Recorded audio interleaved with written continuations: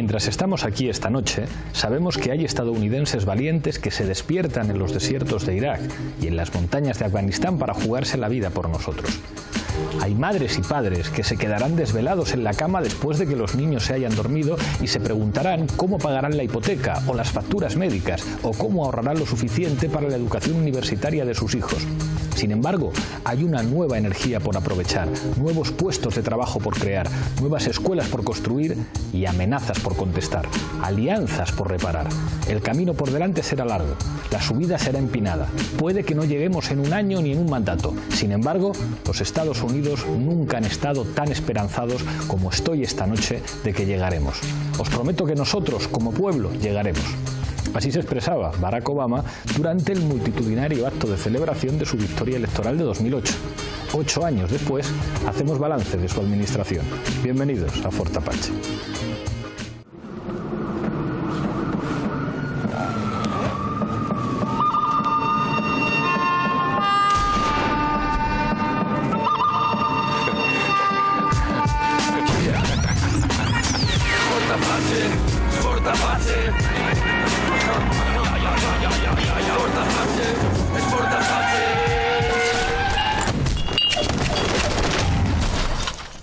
Antes en el Off the Record comentábamos una cosa, Raúl y yo, a propósito de una visita que hizo Wallerstein, que es uno de los teóricos marxistas vivos más relevantes, que dio una conferencia en la Facultad de Políticas, a propósito de Obama, con un, digamos, escepticismo optimista por parte de Wallerstein, que básicamente en la conferencia pues elogiaba la capacidad intelectual de Obama y que decía que para ser un presidente de los Estados Unidos era difícil encontrar una opción más progresista y que probablemente pues su administración se iba a fundamentar en el contraste entre lo que él quiere hacer o quería hacer y lo que podía hacer. ¿Qué os parece, digamos, ese planteamiento? Es decir, Obama hubiera querido hacer más cosas de las que finalmente se ha hecho. La administración Obama ha sido un ejemplo de que los check and balance en la cultura política norteamericana limitan la acción de cualquier presidente independientemente de su voluntad.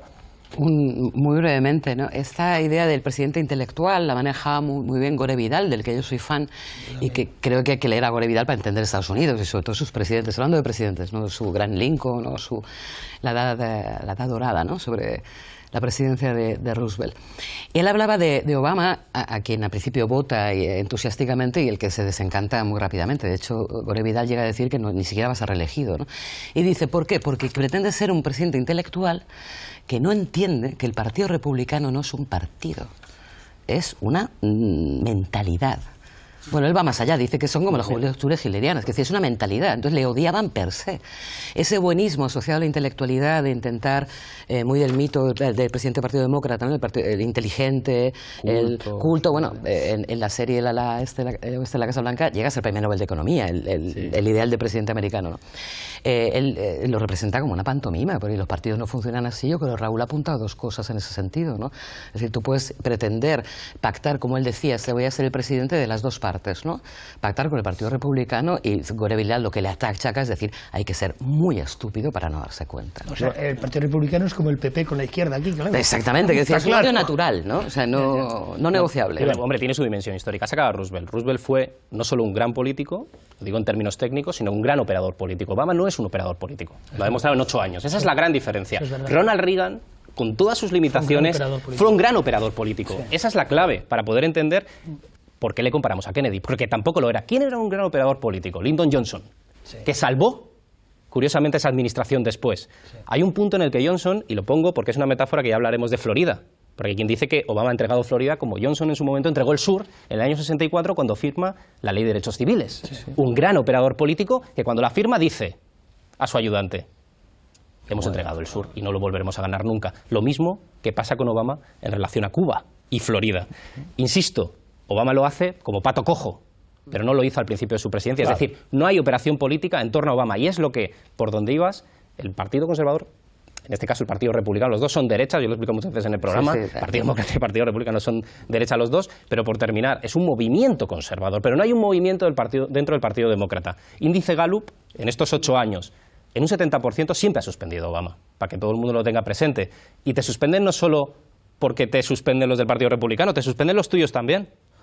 Si no, no se entendería Bernie Sanders. ¿Y tu opinión sobre eso? Nixon fue un operador político, pero Nixon, hay que reconocerlo, las cosas como son. No era un comunicador. No solo es que fuera un operador político. hábil. Vamos a recordarle a la audiencia. Fijaros que Nixon, después de que en el 64 firma Lyndon Johnson la ley de derechos civiles, arrasa en prácticamente todos los estados. Otra cosa es que Nixon se pasa de operador, ¿no te parece? Sí. De astilla, que Operó demasiado. Pero es un ejemplo claro de lo que se convertiría el Partido Republicano después. No, yo creo que teniendo en cuenta el carácter, no se termina de insistir lo suficiente, de sociedad esclavista, pues esclavista de Estados Unidos, parte de sociedad, por supuesto, de inmigración, pero inmigración blanca, porque no se considera a los africanos como inmigrantes, sino una especie de... Y no pensemos en los nativos americanos. La cuestión de Obama, obviamente, que un afroamericano fuera presidente tenía que ser compensado con una extrema moderación en todo. Sí, sí. Y justamente esa es la clave, moderación en todo. Eso es verdad. Salvo, y ahí están los datos que se encarga de vehicular la campaña de Trump, ha expulsado más inmigrantes que Bush. Ha matado a mansalva contra las denuncias de Naciones Unidas con los drones. Ha hecho una operación como la del asesinato de Bin Laden, puesto que legalmente es un asesinato, ¿no?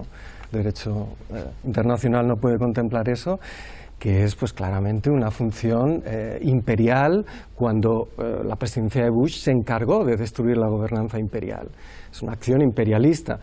Es decir, Obama, por así decirlo, ha sido una especie de caballo de Troya de la continuidad de un establishment absolutamente agotado. Claro. Se habla de que el Partido Demócrata no es un movimiento. Bueno, veremos en qué se ha convertido el Partido Republicano, porque es absolutamente ciencia ficción lo que está sucediendo. Es decir, no hay un candidato, quiero decir, Goldwater, no sé, los más frikis, pues eran señores de derechas, eran como Fraga, ¿no? Lo conoces bien, Barry Jorge. Goldwater, sí. Eran señores de derechas que se comían el mundo. Trump no es eso, es un fenómeno que mezcla elementos de berlusconismo con elementos de un protofascismo estadounidense y lo lleva al corazón del sistema político, dando verosimilitud, aceptabilidad a cosas como enunciados de que la Asociación Nacional del Rifle podría cargarse a Hillary Clinton para evitar que meta jueces del Supremo, o decir que la señora que salió de casa de su hija el otro día tras la ceremonia por el 11 de septiembre no era Hillary Clinton, era un doble. Y Trump es la pantalla que da aceptabilidad a todo el friquismo fascista o protofascista que viene de la descomposición de la coalición tradicional del Partido Republicano. El único que respalda a Trump es uno que se llama Newt Gingrich y algunos otros. Bueno, que es un histórico. Un impresentable importante. Un impresentable importante. Sí, bueno, absolutamente. Lo que quiero decir es que personajes de poquísima estima, probablemente, de gran parte de los que estamos aquí, como Karl Rove, que era el asesor, están flipando. Dicen, bueno, este señor se tiene que ir. ¿Qué está pasando ahí? Un detalle muy importante que es el tema de creerse de verdad el discurso conservador, en este caso el Partido Republicano. Solo un dato como balance en una frase. ¿Quién puede suceder a Obama? ¿Trump o Hillary? Ese es un balance también. Yo creo que de cara a lo que no es esa brecha entre lo que él quería hacer y lo que ha podido hacer. Bueno, ahí la fecha clave es 2010, al principio, cuando muere Ted Kennedy y Scott Brown se hace con ese asiento del Senado de Massachusetts, y ahí ya los republicanos pueden hacer el famoso filibuster y, bueno, detener la acción legislativa, luego se hacen con las dos cámaras y hay el típico conflicto ejecutivo-legislativo. En ese año que hace, bueno, unas políticas bastante moderadas y decepcionantes teniendo en cuenta su mandato, pero también, como dice Raúl, es que hay que tener en cuenta el componente que es el primer presidente negro de Estados Unidos, y eso aquí es difícil de entender, pero el simbolismo que eso acarrea. Pero también hay que tener cuidado porque él en su propia campaña, durante mucho tiempo le es un test de Rorschach en el que cada cual proyecta lo que quiere ver. Y unos quieren ver a un reformista súper atrevido y demás, pero él ya manda muchas señales, y su discurso, también en sus libros y en su trayectoria, es esta idea de yo puedo entenderme con los republicanos, y también muy basado en un diagnóstico bastante simple de mi personalidad. Yo soy una persona con una trayectoria tan especial, medio hawaiano, padre de Kenia, etcétera, que realmente voy a subsanar. Sí. Claro, eso es muy ingenuo. Y cuando llega, pues se da de bruces con la realidad. Una cosa que ha dicho Raúl, de que tenía que ser moderado, claro, Es que es el mismo caso, por ejemplo, que Kennedy, que tenía que hacer perdonar su catolicismo. Vi el otro día un programa, lamento hablar de otro programa, era el de Buenafuente, estaba Viggo Mortensen hablando, él vota en Estados Unidos, sabéis que él tiene doble nacionalidad, y él decía, cuando le decían que aquí se ve muy bien a Hillary porque Trump es un monstruo, ¿no? Pero él decía que Hillary era la Rita Barberá de Estados Unidos. Dijo, es una señora que tiene problemas con la verdad, que, como diciendo, yo no tengo muy claro que voy a votar, ¿no? Ratificando un poco lo que tú decías, y que manifiesta el desastre de que una administración, por muy neutra que sea, inocente nunca es, y desde luego ni siquiera neutra, ¿no? Es decir, la no acción o es por incapacidad, o bien por estupidez, por inutilidad, o porque te dejas manejar, o porque eres parte del Star System, porque por favor mirad eso, que hombre más guapo, más elegante, más, o sea, el elemento simbólico que ha manejado Obama, su mujer, una cosa espectacular, es la realeza del mundo que todo el mundo quisiera tener, o sea, manejaba un elemento simbólico que yo creo que rompe y se rompe de la manera más trágica posible con el movimiento negro, Black Lives Matter, ¿no? Es decir, cuando un presidente negro, que se suponía que era el triunfo del movimiento negro en Estados Unidos, que consigue una cosa muy importante, se ve como en la realidad eso no tiene ninguna operatividad, y todo lo contrario, el momento de más violencia contra la población negra es bajo una presidencia. La paradoja es irresoluble. Esa es la moto que vende Obama para justamente reconstruir de manera muy frágil la New Deal Coalition, que es la que históricamente ha llevado a los afroamericanos a registrarse, eventualmente gracias a los sindicatos, a que los trabajadores blancos, más o menos middle class, pero precarizados, sigan votando y manteniendo la fidelidad. Justamente eso se ha destruido, el hecho de que Trump avance en los estados blancos. Bueno, hay que ver Virginia, eso Iván tú lo sabrás mejor, y eso es cómo está evolucionando, pero la perspectiva era de un gran avance de Trump. Pero el problema es que el balance que hacen los afroamericanos o que pueden hacer de Obama es completamente desastroso. Es que el primer presidente afroamericano debería haberse jugado, porque eso forma parte de un elemento que, por así decirlo, lastra sistemáticamente el proyecto americano y la Constitución estadounidense, que es una constitución esclavista. Pero tú lo has dicho, es que es negro. Sí, justamente, pero Obama tenía dos desafíos fundamentales. Justamente la emancipación de los afroamericanos, quiero decir, todos los datos indican que es una sociedad que para ese tanto por ciento de la población es una sociedad peor que a muchas africanas, porque muchas sociedades africanas no tienen 1,5 millones de personas en la cárcel, es decir, es una tasa de que tú eres negro y vas a ir a la cárcel.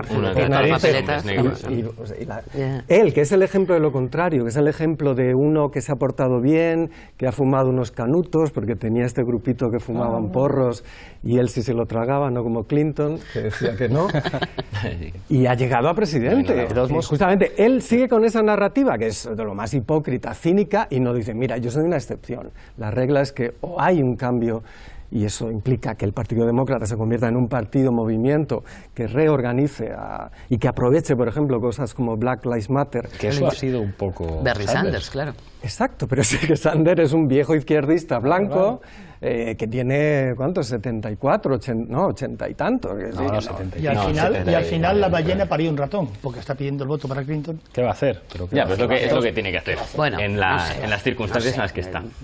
Pero el papel de Sanders va a ser muy importante para esta campaña. Pero yendo a Obama, hay 3 Obamas. Está Barry, está Barack y está el presidente Obama.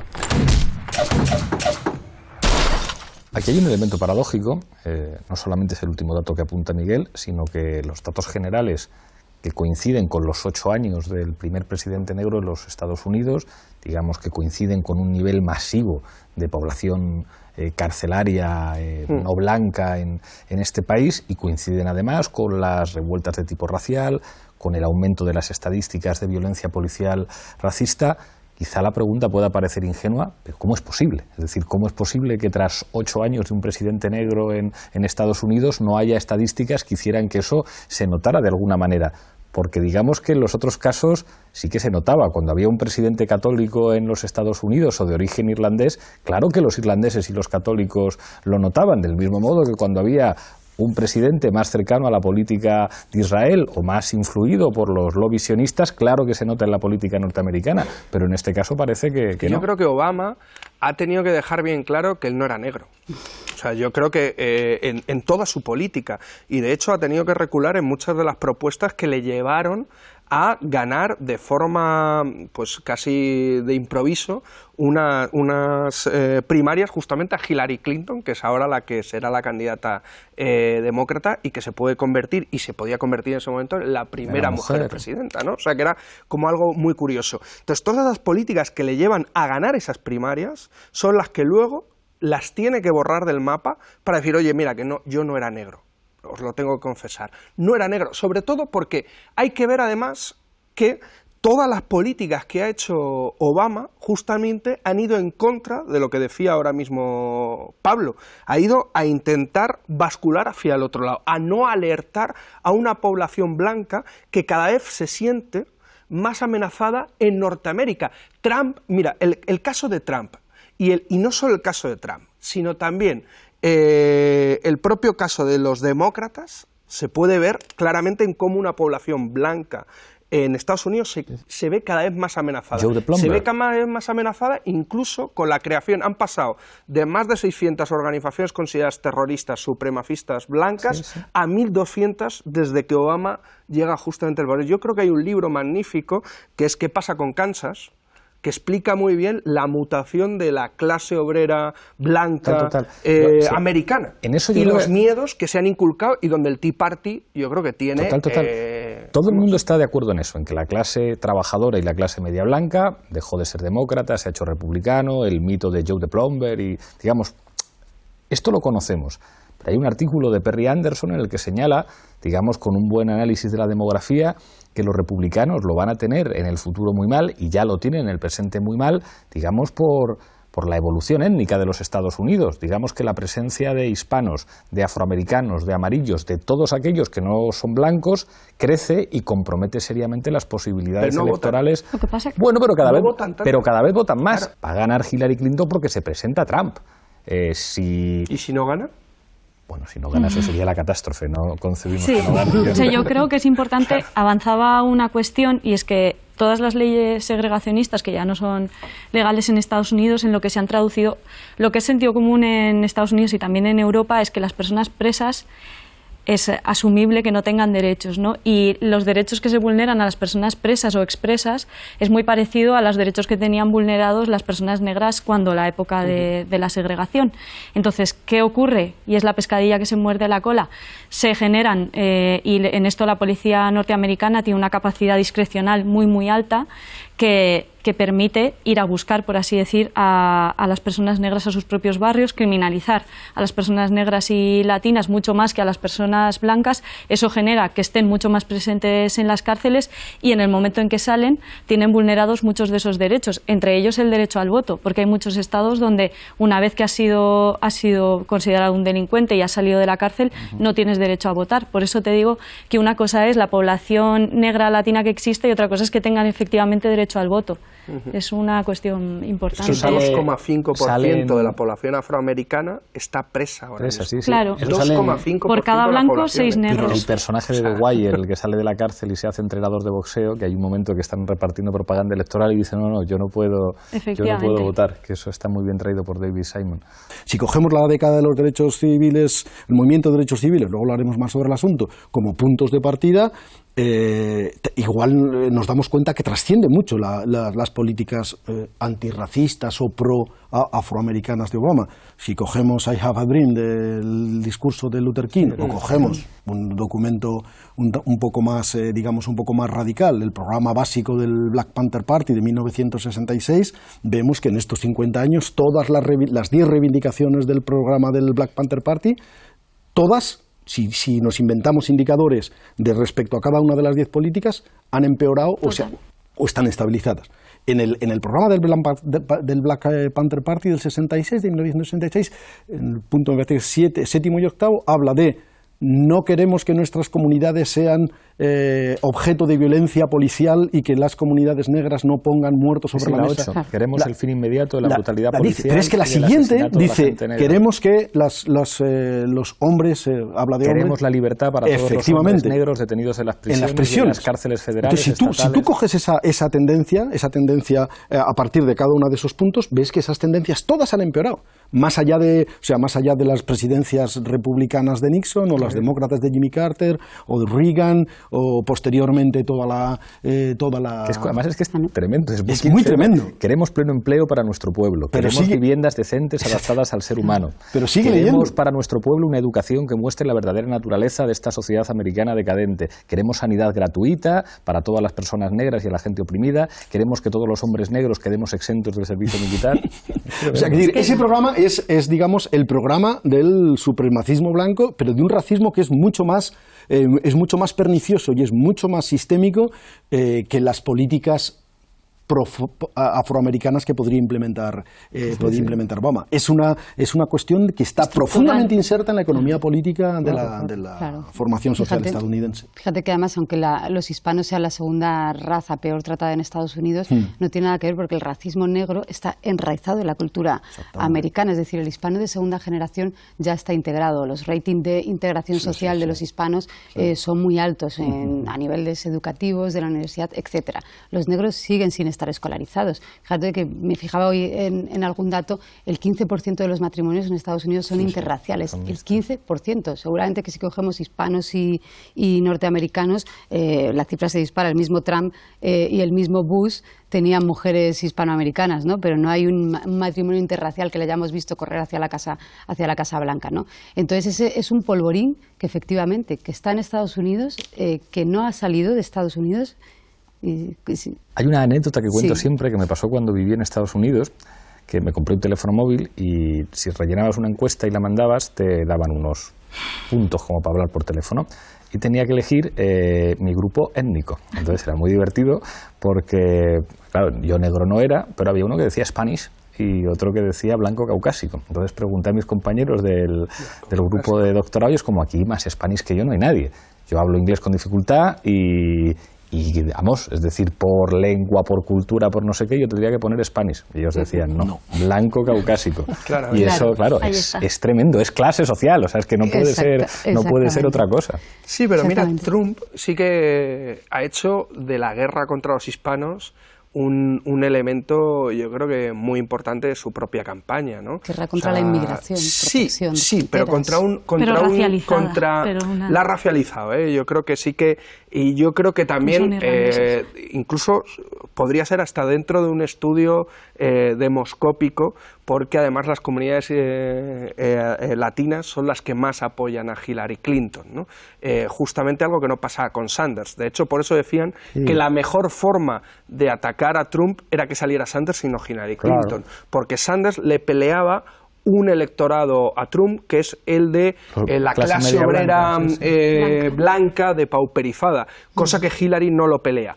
Y en cambio... Por la pelea populista de los discursos. Evidentemente, claro que sí, pero que tú acabas de leer los 10 puntos del partido fundacional del Partido de las Panteras Negras.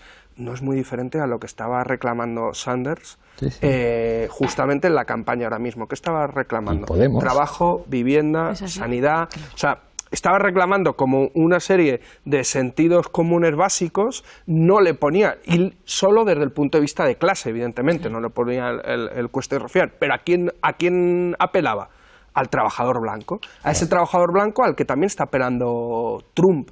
Y yo creo que es muy importante ver también cómo ese populismo punitivo se ha imbrincado tanto en la propia, podríamos decir, sociedad americana y en la política americana y en ese Tea Party que atraviesa todo, ¿no? O sea, porque al final intentan no combatir a la pobreza combatiendo a los pobres. ¿Y quién son los pobres? La mayoría de los pobres son negros, son afroamericanos. Y la mejor forma de combatir a la pobreza y a los pobres es con medidas policiales y no con medidas de trabajo, seguridad social y demás. ¿Qué hacemos ante la inseguridad que generamos en las clases obreras y las clases medias blancas ante la globalización, la pérdida de derechos, la pérdida de trabajo? Medidas policiales. Y esas medidas policiales lo que están generando también es una violencia intrínseca dentro de la propia sociedad que no es nueva. porque también hay que decir que la violencia policial ante la comunidad afroamericana en Estados Unidos es muy larga. Yo creo que 1991, 1992, Rodney King, la muerte de Rodney King desató los mayores disturbios que hemos visto hasta ahora. 11.000 edificios fueron quemados en Los Ángeles y periferia en esos disturbios. O sea que yo creo que no es nuevo y no se le da ninguna solución política, no se le da ninguna solución económica, sino que se agrava justamente sobre el populismo político.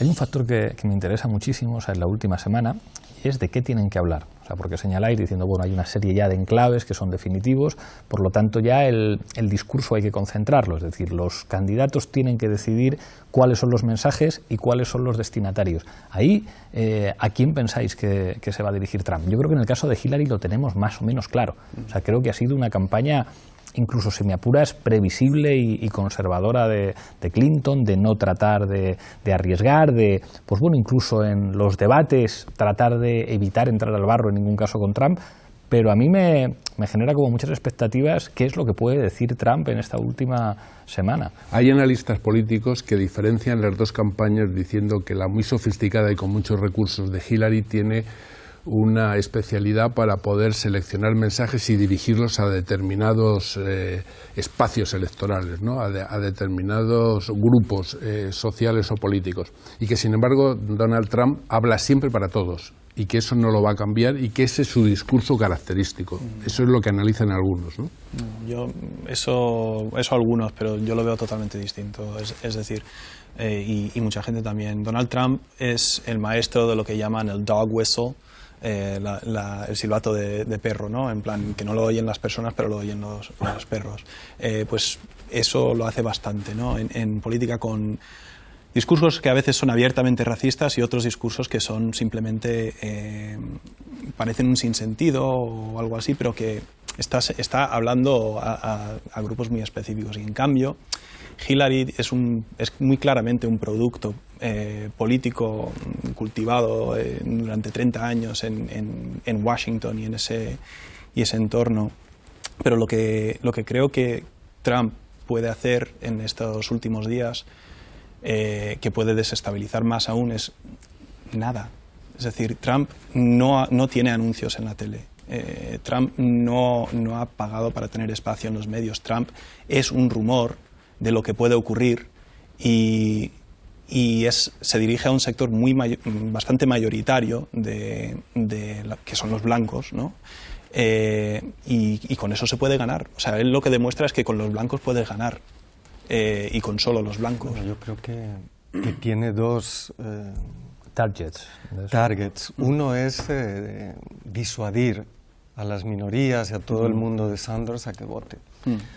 Las referencias son constantes a que la gente de Sanders no aceptaría esto. Sí. No creo, bueno, él puede pensar, sus asesores dudo que piensen que gente de Sanders le va a votar a él, que se cree sus mentiras de protección de la fuerza de trabajo estadounidense. La otra fundamental es pues la gente de la que habla Thomas Frank, ¿no? La clase obrera, industrial, minera, etcétera, de los complejos, blanca, por supuesto. Que obviamente todo el globalismo que representa Hillary Clinton lo pone como enemigo. Es decir, una es disuadir, no votéis a Hillary porque os va a... Y eso, para eso es fundamental, las minorías, él no va a rascar nada en minorías. Pero si no van a votar... Pongo una anécdota y termino. El otro día en un meeting, no recuerdo si era en Pensilvania, estaba hablando Trump y aparece un afroamericano de 50 y tantos años con un papel que, pasando la seguridad, se acerca a él y él dice, ¡cogedle! Y le sacan y él empieza a hablar sin saber qué era. Dice, un gamberro, nos atacan. Resulta que era un veterano de Vietnam, un friki que tenía toda la casa llena de pósters de Trump y tal, y que quería darle un papel para decirle que fuera más amable, que así iban a ganar. ¿Qué es lo que representa Hillary Clinton? La mejor manera para entenderlo es compararla con Clinton. Es que hay dos mundos. El primer Clinton fue el de la globalización feliz. Fue el que se inventó la hiperpotencia norteamericana. Fue una época gloriosa del siglo norteamericano. y hoy estamos con la segunda Clinton. ¿Y esta segunda Clinton qué es? El reflejo de la decadencia de esa perspectiva, de la crisis de la globalización neoliberal y sobre todo de que se abre un nuevo ciclo político en Estados Unidos, que tiene mucho que ver con esta contradicción que tú conoces muy bien entre ser Estado-nación y ser imperialismo a la vez, entre ser Estado-nación y gobernar el mundo. Y esa contradicción ha hecho que tenga la política norteamericana ciclos. Hay ciclos aislacionistas, ciclos universalistas, para así decirlo, ¿no? Y hoy toca un ciclo de repliegue interno a los problemas internos de Estados Unidos, ¿no? Gracias, Manolo. David. Pues yo creo que representa tres cosas para mí, ¿no? Primero, a partir de ya, el mal menor frente a Trump y el voto hacia el centro, ¿no? Y a mí me gusta mucho una cosa que apareció en prensa que la han denominado demócrata conservadora. Creo que son dos buenos adjetivos, ¿no? Y que la elección de su vicepresidente McCain también indica en esa dirección. Segundo, para mí representa el establishment. O sea, creo que está bastante claro. O sea, y ahí me generan muchas dudas los apoyos que ha hecho a las políticas de Sanders, sobre todo en el ámbito económico, en el ámbito del TTP y del TTIP que se está negociando con Europa. ¿Qué dirá justo después cuando ya no necesite los apoyos de los delegados, ¿no? Y por último, la política exterior, que para nosotros es aspecto crucial.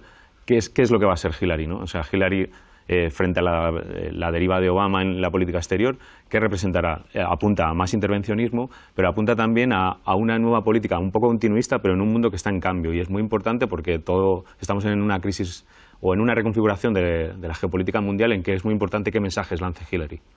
Gracias, David. Marga. Pues bastante de acuerdo. Yo creo que para una parte del electorado americano, sobre todo el Partido Demócrata, Hillary Clinton es el establishment, es la mujer del este, amiga de los ricos, que representa el viejo Partido Demócrata. En ese sentido, Hillary representa el pasado, pero también es verdad que ese pasado y ese establishment se oponen a la locura de Donald Trump, con lo cual comparto, yo creo que el análisis es obvio, ¿no? Es entre lo malo y lo peor, y creo que además representa un sistema sordo a un fenómeno como ha sido el fenómeno Sanders. Y eso también me preocupa mucho. Me parece que es conservadora, que es una vuelta al pasado y que tiene solo un elemento muy positivo, eso sí, y es que es mujer, y el hecho de que una mujer pueda ser la presidenta del país más poderoso del mundo es algo que yo creo que a todos nos parece un elemento realmente positivo. Gracias, Marga. Iván. Me gusta cuando David estaba hablando de Hillary Clinton, lo dicen, ¿no?, los medios de comunicación, como demócrata conservadora, porque me hace recordar a Ronald Reagan y la campaña de Ronald Reagan del año 80, que es importante, en la biografía de Hillary Clinton, hablaban de Reagan como ese conservador demócrata, porque en su momento militó, era jefe de Relaciones Públicas de General Electric, en el Partido Demócrata, antes de hacer su viaje de años al Partido Conservador. Pero esta Hillary Clinton, candidata a la presidencia, tiene como dos grandes fechas, ¿no? Los medios de comunicación están hablando de hace 17 años, cuando como senadora por Nueva York se lanza, pero Hillarylandia, que es un poco la gente que le ha seguido en este proyecto, y se les llama así en Estados Unidos, a todo su corte de asesores, demoscópicos y gente que es pro-Hillary, distintos a Bill, nace en este 80, que luego ya explicaremos, que es relevante porque es cuando Bill Clinton pierde por primera vez la reelección a gobernador de Arkansas y ella renuncia, y este es el dato importante para una candidata mujer, a su apellido. Y pone el apellido Clinton por primera vez porque recibió críticas en Arkansas por ello. Ahí nace Hillary política. Gracias, Iván. Carlos. Yo no creo que haya ninguna duda de que Hillary Clinton, que lleva 25 años viviendo inside the Beltway, como dicen en Washington, no ha sido no solo esposa de gobernador, primera dama, senadora por Nueva York, representando incluso los intereses de Wall Street en ese caso, y secretaria de Estado en pleno escándalo del Cablegate, de las filtraciones de Wikileaks. Era ella la responsable de toda esa diplomacia que mentía.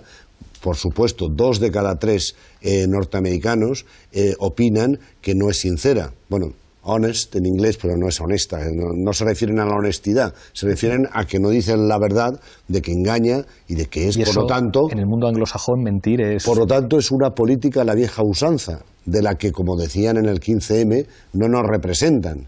O sea que más del establishment es difícil ser, ¿eh? Os voy a contar una anécdota de mi última conversación con Felipe VI. Cuando explico a los medios de comunicación de qué hemos hablado, digo que hemos hablado de política internacional, pero ningún medio de comunicación te pregunta por eso. Hemos hablado de las elecciones en Estados Unidos. Mi comentario ha sido, hombre, yo creo que va a ganar Hillary. Y la respuesta de Felipe VI es sí. Todos decían que en el Reino Unido iba a salir que no al Brexit. ¿Pensáis que hay posibilidades de que Donald Trump gane las elecciones en Estados Unidos? Sí, las yo hay. claramente, yo sí apuesto, no porque me guste, de que va a ganar Donald Trump, no tengo ninguna duda de eso. Es decir, el gran problema que hemos visto ahora es que, lo diré así, Hillary Clinton es la rival que le interesa a Donald Trump. Eso sí. Es decir, es la perfecta rival para lo que él representa, ¿no? Fundamentalmente aquí yo creo que hay un problema real, ¿no? Se nos olvida que el populismo tiene una de sus patas en Estados Unidos, ¿no? Desde hace mucho. Y esa pata populista norteamericana tiene raíces y sigue teniendo raíces. El Tea Party tiene mucho que ver con esa pata. Entonces yo creo que lo que refleja Donald Trump es una indignación. Hay una enorme indignación conservadora en Estados Unidos contra la marcha del mundo, la marcha de su país, la política internacional de su país y sobre todo en su política interna. Es decir, el discurso de Donald Trump es un discurso muy similar al que hace Marine Le Pen. Muy similar al de Marine Le Pen. Es decir, es una crítica radical a la globalización neoliberal, a las consecuencias que para la economía norteamericana y para los trabajadores y las clases medias norteamericanas ha tenido la globalización, y desde ahí ha buscado un apoyo de masa que cada vez es más grande y más consistente. Desde ese punto de vista, yo creo que Donald Trump puede ganar. Hay una cosa interesante en esta historia también, ¿no? Porque rompe muchos mitos, ¿no?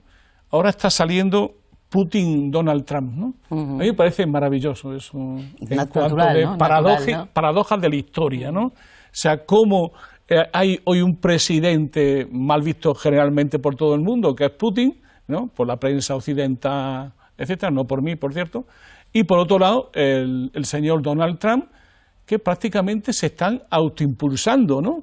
Me ha venido un tipo a hablar de la deuda externa de los países en desarrollo y tal, y los subdesarrollados, y claro, es un tipo ahí con pantalones tejanos, creo que es cantante y con gafas, era Bono. Me llama poderosamente la atención la normalidad con la que los americanos aceptan que la mujer, el hijo, el padre o el cuñado de un presidente lo vuelva a ser. Es decir, lo que es no, eso ya no es puerta giratoria. Es una dinastía. Porque su presidencia es una monarquía. Es decir, pero la normalidad con lo que lo aceptan, algo que debería ser una excepcionalidad histórica, son dinastías. Es como una cosa terrible. Clinton, los Bush, es tremendo. Lo que no tenemos que olvidar es que Trump puede no tener el apoyo suficiente de los ultraconservadores religiosos. Porque es un golfo. Porque es un golfo. Entonces, claro, los evangélicos son fundamentales. Cuando llega el momento de take out the vote y de ir casa por casa son los verdaderos fervientes de entonces, así ganó Bush las elecciones, porque los tenía todos a su favor y eran auténticos ejércitos de voluntarios apoyando esa campaña. Me interesa mucho, digamos, una tensión entre lo imprevisible y los cambios innegables que se están produciendo. Es decir, lo que ocurre con el Brexit, digamos que plantea de nuevo la misma tensión, un cambio de consecuencias geopolíticas y sistémicas notable que el relato hegemónico de los medios no prevé. Y lo mismo en el caso de Trump. Y lo de Trump es una cosa muy seria porque hablamos del presidente de los Estados Unidos. Esto revela, de alguna manera, que las bases estructurales de la estabilidad de los sistemas políticos de las principales potencias están saltando por los aires. Es decir, lo que ocurre en Italia con la llegada de Cinque Stelle, en España con Podemos, en Francia con el Frente Nacional, que este discurso no sirva para decir que todo es lo mismo. Claro que son opciones políticas diferentes, pero responden a un contexto general común. Claro que Bernie Sanders es seguramente la expresión del mismo contexto del que es expresión también Donald Trump, aunque sean opciones políticas dicotómicas. Pero me interesa, digamos, cómo, incluso sorprendiéndonos a nosotros mismos, las cosas que han pasado en los últimos 3 o 4 años revelan que las dimensiones del cambio no tienen precedentes. Manolo. Yo, dándole vuelta a qué me recordaban estas cosas, ¿no? Después de leerme el libro de nuevo, el de Perry Anderson, sobre concilios, ¿no? Me di cuenta de una vieja reflexión, hace ya el año 70, de Nikos Poulantzas, ¿no? Sobre el doble papel que tenía Estados Unidos, ¿no? Y también los ciclos políticos, ¿no? Que Lassinger explicó muy bien, ¿no? Los ciclos políticos norteamericanos. ¿Qué es? Por un lado, Estados Unidos es una nación, y una gran nación, con un gran sentimiento de nación, con una gran capacidad de integración. Por otro lado, Estados Unidos es una superpotencia que ha internacionalizado el capital. ¿Qué quiero decir con eso? Esa tensión entre lo nacional y ser a vez una superpotencia es lo que yo, a mi juicio, está detrás del triunfo de Trump. ¿Qué es lo que se nos ha pasado de la mente con la crisis del 2007? El cambio de naturaleza del papel de Estados Unidos en el mundo como economía. Estados Unidos ha pasado de ser una economía que exportaba capital, ha pasado a ser una economía que dirigía el capitalismo, a convertirse en una superpotencia, como todos los otoños de una superpotencia rentista. O sea, el juego norteamericano es, yo te compro y a su vez tú me financias. Y ese es el juego dominante en las relaciones internacionales, el gran minotauro, ¿no? Bueno, ese juego es contradictorio. ¿Por qué? Porque ha desnacionalizado al Estado-nación norteamericano. Es una contradicción irresoluble, lo decía Nikos Poulantzas, pero tiene un ciclo. Tiene un ciclo donde esa expansión es más fuerte y hay un sitio donde esa expansión es menos fuerte. ¿Qué es lo que está reclamando, a mi juicio, Trump? Un capitalismo, entre comillas, más nacional. Un capitalismo arraigado en el país, que reindustrialice el país, que no vea cómo continuamente para bajar los salarios tienen que importar medios de consumo chinos y que por tanto lo único que hace es enriquecer a una élite, y lo que quiere es un nuevo proyecto de país en manos de los pequeños emprendedores, del empresario nacional, del empresario industrial, y que piense sobre todo en las necesidades de los norteamericanos. La idea de que Norteamérica, para los norteamericanos, creo que es la idea central. Pero es en este cambio de naturaleza, una potencia imperial que se ha convertido en rentista, en acumuladora viciosa del ahorro mundial, y que así vive Estados Unidos. Ese es su mecanismo. ¿Qué ocurre? Que ese mecanismo entró en crisis en el 2007. Y claro, eso va a tener enormes consecuencias. ¿En qué? Porque es la otra cara del proyecto americano de Clinton, que lo que ha dado de sí ese proyecto es la emergencia de nuevas superpotencias que están compitiendo económica y políticamente en el mundo. Para eso también Trump va a significar un cambio, sobre todo para mí, en la relación económica internacional. Iván. Una cosa que hemos remarcado muchas veces en los programas, el Partido Republicano es hegemónico en todos los sentidos en Estados Unidos. De hecho, Bernie Sanders, lo hemos comentado más de una vez, era una oportunidad para que pudiese disputar lo que queda del Partido Demócrata histórico, la hegemonía por primera vez, plantear una parte de integración.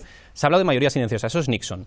Importante, cuando hablamos del Make America Great Again, de Trump, estamos hablando de Reagan. Y ahora vamos a Bush. Y de Bush se pasa del miedo Bush, de la última etapa de Bush, a la esperanza, que es Obama, y de la esperanza al miedo otra vez, con Trump. La clave de Trump es que el miedo lo representaba Hillary, y todo lo que representaba ella, y Obama. Yo veo que volvemos al Estado-Nación, reinterpretado en clave del siglo XXI. Y si hay que destacar una palabra clave es proteccionismo, en un sentido global. Una cosa muy rápida, sencilla, que os va a hacer sonreír. No podía yo estar más de acuerdo la misma contigo. noche electoral os va a hacer sonreír. La búsqueda en todo el mundo más relevante era reserva nuclear sobre Trump. ¿Sabéis en España qué se buscaba? Melania desnuda. Para que veamos un poco el planteamiento. Es tremendo. Increíble, ¿eh? Increíble. Bueno. Pero simplemente por destacar la victoria de Trump, otro dato, en censo es casi calcado el censo de Estados Unidos. 70% de voto blanco votó, 11% de voto latino, 12% en Estados Unidos, o sea, una desviación mínima. En el caso del voto afroamericano, 12%, y un 4% que ha pasado del voto asiático del año 2000, del 2 al 4. Prácticamente calcado, solo un punto menos de voto latino, es decir, que es una victoria incontestable, la victoria de Trump. También en base al censo de los que han votado, aunque hayan votado menos gente, es representativa al censo de Estados Unidos. Rubén. Lo que ha hecho Trump es referirse a su target electoral y dejarse de tonterías. Trump ha dicho, voto blanco, clase media trabajadora, clase media que ve su empleo amenazado, pero también en esa clase media entran latinos y afroamericanos. Ahí está la sorpresita para el que se tiró toda la campaña mintiendo sobre Trump, todos los que han mentido sobre Trump, del 30% del voto latino, superior al de Mitt Romney, por ejemplo. Tiene hasta un 8% de voto afroamericano. Y hay una frase muy interesante de Donald Trump en campaña, refiriéndose, por ejemplo, a los más castigados por la crisis, que es ¿qué tenéis que perder? Y ahí en ese ¿qué tenéis que perder? Ha concentrado gente que dice, pues es verdad. Frente a Hillary Clinton, una nefasta secretaria de Estado, frente a un Obama con un legado lamentable, uno de los peores presidentes de la historia de Estados Unidos, ¿ahí dónde está el legado? ¿Cuál es el legado de Obama? Cámara de Representantes, republicana, senadores, republicana, gobernadores, republicanos. Si eras poco menos que el hombre que miraba y susurraba a los caballos, ¿cómo es posible que esto se ha tornado en esta pesadilla? ¿Y qué ha sucedido cuando yo he hablado de circo mediático? Ha habido un circo mediático repugnante contra Donald Trump. Se le ha llamado de todo. Pero ¿qué sucede? Para que no ganase, y para que ganase Hillary Clinton. ¿Y qué ha pasado? Pues que ha ganado apelando a esa mayoría silenciosa que ha dicho, lo siento, no me lo creo. Perdón que no responda tus encuestas, CNN. Carlos. Pero ahí la cuestión es que realmente las élites americanas ven que la propia tensión del modelo capitalista en su versión neoliberal, pero no solo, genera unas tensiones que la élite y el sistema político no puede controlar. Y genera unas tensiones potenciales geopolíticamente que cada vez se están en menos condiciones de encauzar en un proyecto político sostenible a medio plazo. Este es el meollo de la cuestión. Trump lo que lee correctamente es que realmente en términos de estricto reparto y del reparto de la renta y de acceso a la riqueza, la situación en Estados Unidos se hace cada vez más insostenible. Ahí hay una cuestión fascinante, ahora os doy la palabra, que es, digamos, la categoría clase para explicar estas elecciones. Hay un texto, un clásico ya casi de Perry Anderson, en el que dice, hombre, a priori en el futuro, por razones demográficas, los demócratas tendrían que tenerlo bien, a la vista del crecimiento fundamentalmente de los latinos y de los asiáticos. Pero claro, en unas elecciones marcadas por el elemento clase, está por ver en los dos candidatos quién moviliza mejor, quién tiene más recursos ideológicos para movilizar a determinados sectores de clase.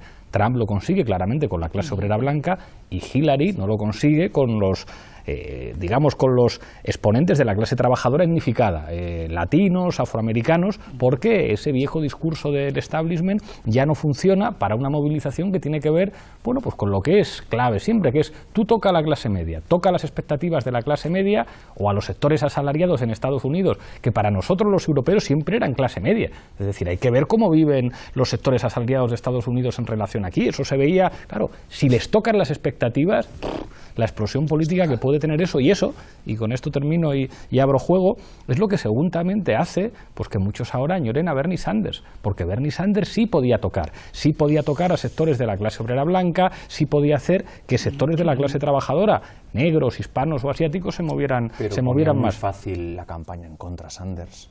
Socialista. Hombre, pero es un poco Laura, lo que tú también estabas diciendo, es que también hubo una campaña en contra de Donald Trump, solo por apuntar eso que tú decías hace un segundo.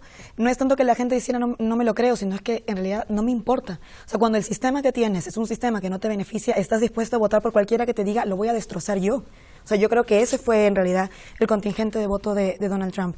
Y anotando una cosa que yo creo que fue uno de los errores de la última semana de la campaña de Hillary Clinton, fue enfocarse, por ejemplo, en el tema de género, que me parece que fue absurdo, porque ya no solamente ya se desvincularon del tema de clase, que igual hubiera podido ser medianamente acertado, se enfocó en el tema de género, incluido el endose de Michelle Obama, también giró en la misma línea.